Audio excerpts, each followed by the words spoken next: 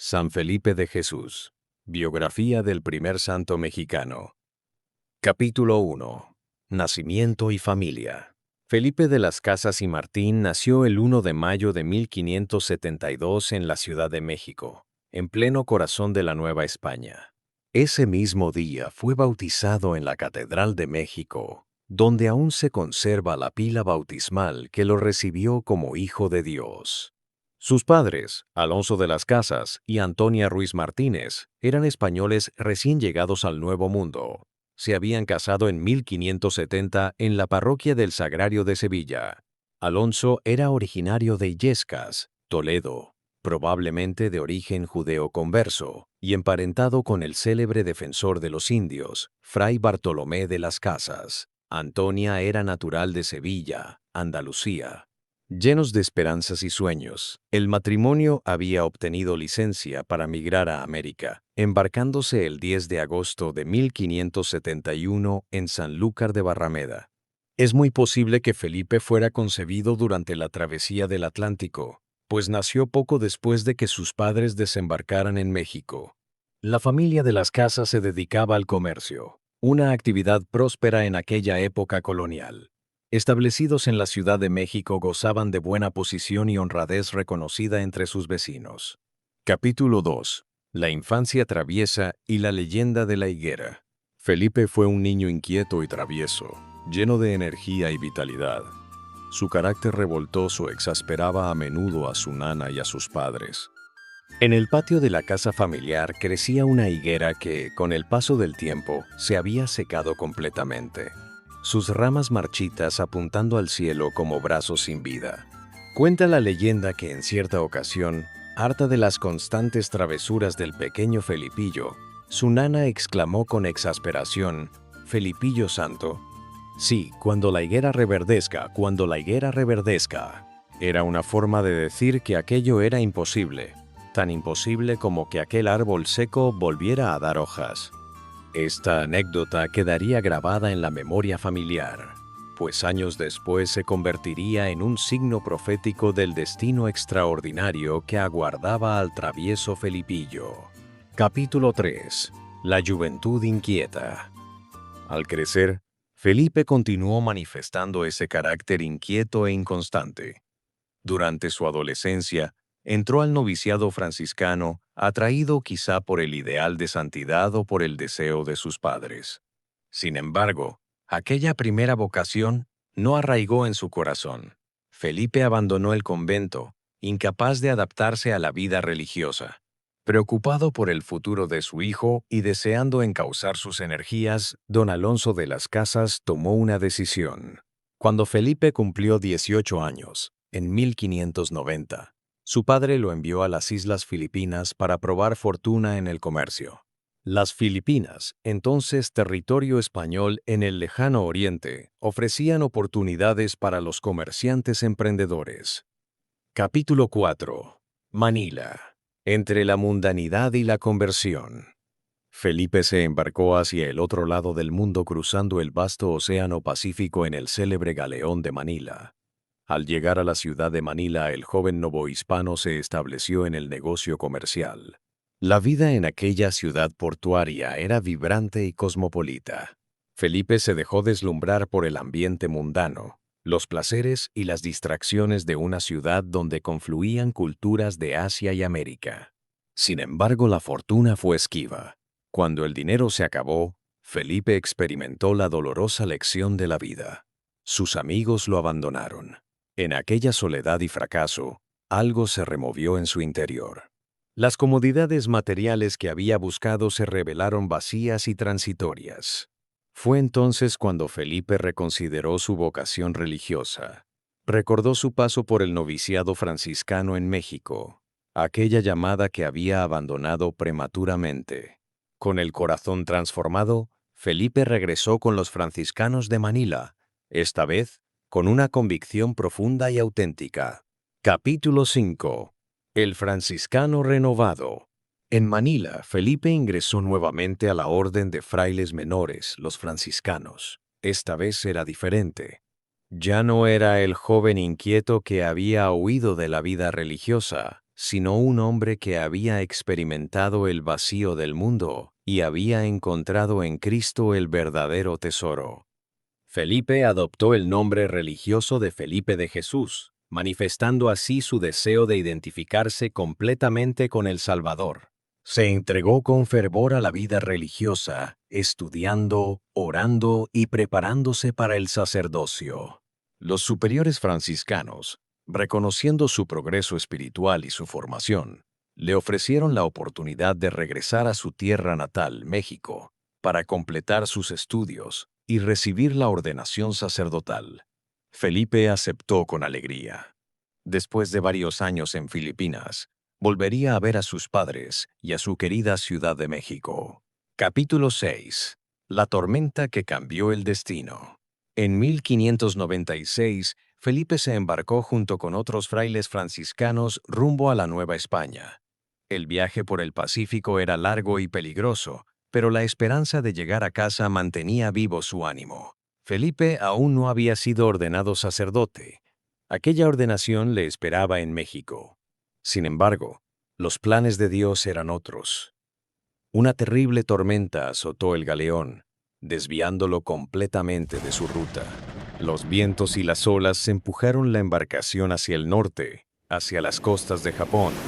El barco, maltrecho y a punto de naufragar, finalmente encalló en las playas japonesas. Los franciscanos desembarcaron en una tierra que entonces vivía tiempos turbulentos. Japón estaba bajo el gobierno del poderoso señor feudal Toyotomi Hideyoshi, conocido como el Taiko-sama, quien había unificado el país pero veía con recelo la presencia de los misioneros cristianos. Capítulo 7. La misión en Japón. A pesar del naufragio, los franciscanos no se desanimaron. Vieron en aquel accidente la mano de la providencia. Si habían llegado a Japón, era para predicar el Evangelio. Se dedicaron inmediatamente a la labor misionera. Al principio, la misión tuvo un éxito sorprendente. Muchos japoneses escuchaban con interés el mensaje cristiano y se convertían. Los frailes franciscanos, junto con otros misioneros jesuitas y cristianos japoneses, formaban una comunidad de fe floreciente. Felipe participaba activamente en esta misión, aunque todavía no era sacerdote. Su juventud, su entusiasmo y su experiencia comercial previa lo hacían útil para relacionarse con la gente común. Capítulo 8. La persecución. Pero las nubes oscuras se cernían sobre la pequeña comunidad cristiana. Toyotomi Hideyoshi comenzó a temer que los señores feudales cristianos, al comerciar con los extranjeros, se enriquecieran demasiado y amenazaran su poder. Además, desconfiaba de las intenciones políticas de los países europeos que enviaban misioneros. En 1597, el Taiko-sama desencadenó una violenta persecución contra los cristianos. Ordenó la captura de los misioneros y de los cristianos más prominentes. Los franciscanos, los jesuitas y varios laicos japoneses fueron arrestados. Felipe, que aún no había sido ordenado sacerdote, podría haber evitado la prisión y los tormentos. No era oficialmente un misionero ordenado. Podría haber alegado que era simplemente un náufrago en tránsito. Pero Felipe tomó una decisión libre y valiente. Optó por compartir la misma suerte que sus hermanos misioneros. No abandonaría a Cristo ni a sus compañeros en el momento del peligro. Capítulo 9. El camino hacia el martirio. Los 26 prisioneros cristianos fueron sometidos a un cruel tratamiento. A cada uno le cortaron una oreja como marca de deshonra. Luego fueron llevados en procesión desde Kioto hasta Nagasaki, recorriendo varias ciudades para ser objeto de burla y escarnio público. El grupo incluía 6 franciscanos de la primera y tercera orden, 3 jesuitas y 17 laicos japoneses. Entre ellos estaba el jesuita japonés Pablo Miki, cuyo testimonio también brillaría en la historia de la Iglesia. Durante aquel terrible viaje, Felipe no perdió la fe ni el ánimo. Sabía que se acercaba su hora, pero en lugar de temer, se preparaba espiritualmente para el encuentro definitivo con Cristo. Capítulo 10. La carta de despedida. La noche del 4 de febrero de 1597, en la prisión de Nagasaki, Felipe escribió una carta de despedida. Sus palabras revelan la madurez espiritual alcanzada por aquel joven que había sido travieso e inconstante. Nagasaki, Japón, 4 de febrero de 1597. Queridos padres y amigos, la noche pasa rápida. Mañana moriré ejecutado en la cruz, pero no tengo miedo. Mi pensamiento vuela hacia ustedes y a mi patria querida. Ahora que estoy para recibir el bautismo de sangre, recuerdo que fui bautizado en la Catedral de México y las veces que asistí a misa en San Francisco de Plateros. Lamento los años que perdí buscando mis apetitos, egoísta y disipado. Bendito sea Dios que vino en mi ayuda y comprendí que no valía la pena vivir para eso. Quise ser misionero, pero ahora Dios me premia antes del trabajo concediéndome dar mi vida para probar mi amor. Lamento no haber vuelto a México, aun cuando apenas fuese un día, pero volveré. Estoy cierto de que volveré para decirles a todos que la verdadera vida por la que vale la pena vivir es la vida eterna. Paz y bien. Fray Felipe de Jesús. Esta carta es un testimonio conmovedor de conversión, arrepentimiento y esperanza. Felipe había encontrado el verdadero sentido de su vida precisamente cuando estaba a punto de perderla. Capítulo 11. El martirio en la colina de Nishisaka. El 5 de febrero de 1597 amaneció frío en Nagasaki. Los 26 cristianos fueron conducidos a la colina de Nishisaka, que domina la bahía. Allí les esperaba un espectáculo terrible: 26 cruces plantadas en fila. A diferencia de la crucifixión romana tradicional, el método japonés consistía en atar a las víctimas a las cruces con cuerdas y argollas y luego levantarlas. Los condenados morían lentamente por asfixia y agotamiento. Felipe fue atado a su cruz. Alrededor del cuello le colocaron una argolla de hierro que dificultaba la respiración. Cuando la cruz fue levantada, Felipe quedó suspendido frente al mar, con vista al horizonte donde el sol nacía sobre las aguas. Durante su agonía, Felipe repetía constantemente: Jesús, Jesús, Jesús. Su voz se hacía cada vez más débil, pero su fe permanecía firme. Los verdugos, viendo que se ahogaba lentamente debido a la presión de la argolla en su cuello, decidieron acelerar su muerte. 2 soldados avanzaron con lanzas y lo atravesaron por ambos costados. Una de las lanzas penetró directamente en su corazón. Felipe de Jesús murió mártir a los 24 años, casi 25, ese 5 de febrero de 1597. Nunca llegó a ser ordenado sacerdote, pero su testimonio de fe fue más elocuente que 1000 sermones. Capítulo 12. El milagro de la higuera. Mientras Felipe moría en la colina de Nagasaki, al otro lado del mundo en la Ciudad de México, ocurrió algo extraordinario. Era el mismo momento, considerando la diferencia horaria. En la casa de los padres de Felipe, aquella vieja higuera seca que llevaba años marchita comenzó repentinamente a brotar. Hojas verdes y tiernas brotaron de sus ramas muertas. La higuera reverdecía. La nana de Felipe, que tantos años atrás había exclamado aquella frase en tono de burla, salió al patio y quedó asombrada. Al ver los brotes verdes en el árbol que creía muerto, comprendió inmediatamente el significado. Corrió por la casa gritando: «Felipillo es santo, Felipillo es santo». Este milagroso evento se difundió rápidamente por toda la Ciudad de México. La higuera se convirtió en símbolo de la santidad de Felipe y de cómo Dios puede hacer reverdecer incluso las vidas más áridas. Capítulo 13. El camino hacia la beatificación. La noticia del martirio de los 26 cristianos en Nagasaki llegó a Europa y se extendió por todo el mundo católico. El testimonio de aquellos mártires conmovió profundamente a la Iglesia. En la Nueva España, la historia de Felipe de Jesús causó especial impacto. Era el primer hijo de aquella tierra que había derramado su sangre por Cristo. Los mexicanos se sintieron orgullosos y conmovidos por el joven que, de travieso e inconstante, se había transformado en un héroe de la fe. Las autoridades eclesiásticas comenzaron a recopilar testimonios sobre la vida y muerte de Felipe y sus compañeros. Se investigaron sus virtudes, se documentaron los hechos del martirio y se verificó el milagro de la higuera. El proceso canónico avanzó con el rigor característico de la Iglesia. Debían verificarse no solo los hechos externos del martirio, sino también las disposiciones interiores de los mártires. ¿Habían muerto verdaderamente por la fe? ¿Habían perdonado a sus verdugos? ¿Habían dado testimonio hasta el final? Capítulo 14. La beatificación de 1627. 30 años después del martirio, El 14 de septiembre de 1627, el Papa Urbano VIII beatificó solemnemente a Felipe de Jesús junto con sus 25 compañeros de martirio. La ceremonia tuvo lugar en Roma, en la Basílica de San Pedro.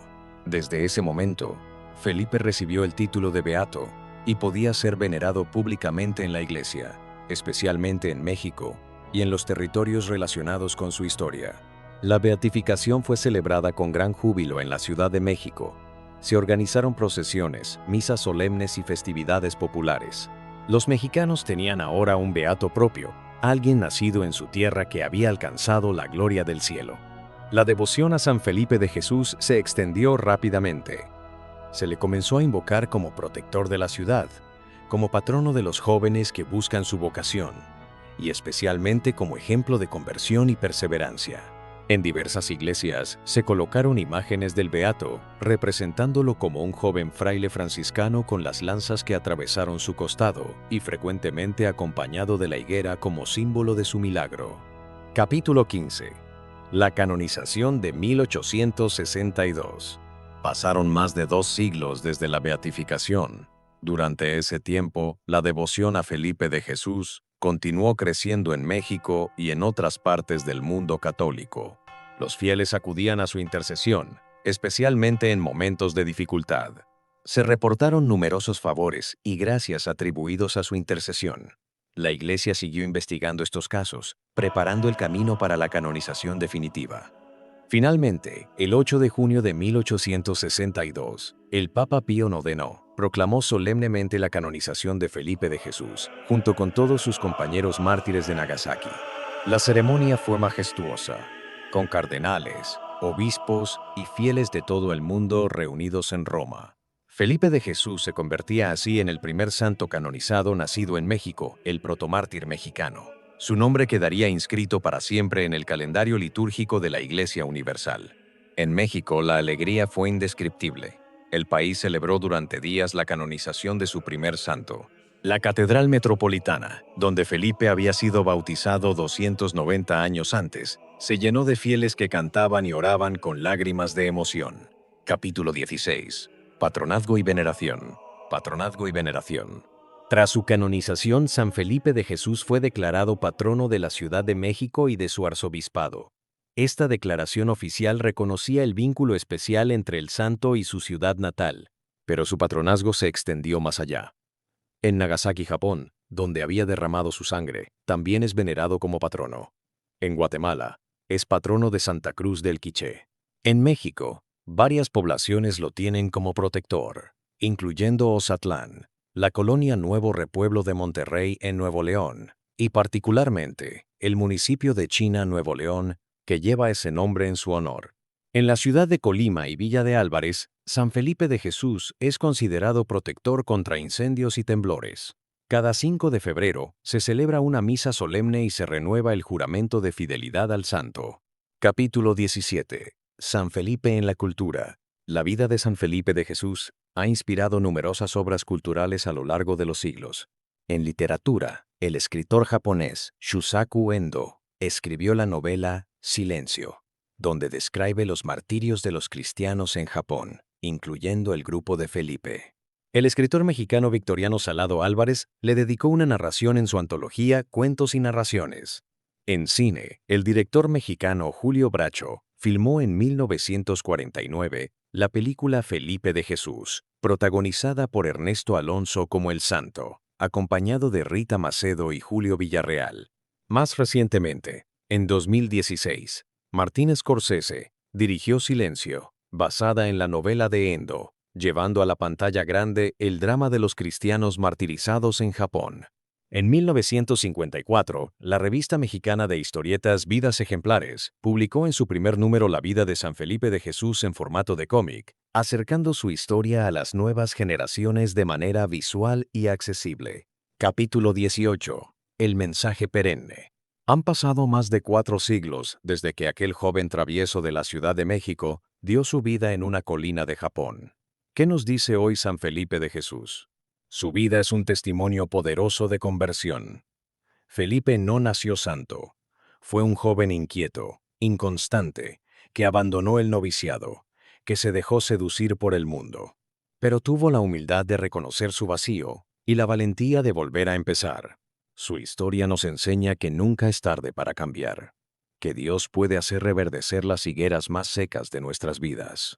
Como él mismo escribió en su carta final, lamento los años que perdí buscando mis apetitos, egoísta y disipado. Bendito sea Dios que vino en mi ayuda. San Felipe nos recuerda también la importancia de la fidelidad. Cuando tuvo la oportunidad de salvarse, de abandonar a sus compañeros y evitar el martirio, eligió quedarse. Eligió la cruz. Eligió a Cristo. Su juventud es otro mensaje importante. Murió a los 24 años, casi 25. No necesitó una larga vida para alcanzar la santidad. Lo que importa no es la duración de nuestra vida, sino su intensidad, su autenticidad, su entrega. Capítulo 19. San Felipe hoy. San Felipe hoy, hoy, en el siglo XXI. San Felipe de Jesús sigue siendo venerado en México y en el mundo. Su fiesta se celebra cada 5 de febrero, con especial solemnidad en la Catedral Metropolitana de la Ciudad de México. Los jóvenes que buscan su vocación, los que han perdido el rumbo, los que sienten que han malgastado años de su vida, encuentran en San Felipe un hermano y un intercesor. Él conoció esas luchas, esas dudas, esas caídas, y también conoció la misericordia infinita de Dios. Los descendientes de aquella higuera milagrosa siguen creciendo en diversos lugares de México, recordándonos que Dios puede hacer brotar vida nueva incluso de los troncos más secos. Epílogo. De Felipillo a San Felipe. La historia de Felipe de Jesús es la historia de una transformación. De aquel Felipillo travieso del que su nana decía que solo sería santo cuando la higuera reverdeciera, al fray Felipe de Jesús que murió perdonando y bendiciendo, hay un camino de gracia. Ese camino no fue recto ni fácil. Hubo abandonos, fracasos, reintentos. Hubo tormentas que desviaron el rumbo de su vida, literalmente. Pero en cada momento, incluso en los más inesperados, Dios estaba escribiendo una historia de salvación. El travieso Felipillo se convirtió en San Felipe de Jesús, protomártir de México, patrono de la Ciudad de México, intercesor ante Dios. Y la higuera seca reverdeció, cumpliendo la profecía involuntaria de su nana, testimoniando que con Dios todo es posible. Su última carta terminaba con las palabras franciscanas paz y bien. Esa paz que él encontró en medio de la tormenta, del naufragio, de la prisión y de la cruz, es la paz que sigue ofreciendo a todos los que, como él un día, buscan el verdadero sentido de la vida. San Felipe de Jesús, protomártir de México, ruega por nosotros. Fin de la biografía de San Felipe de Jesús.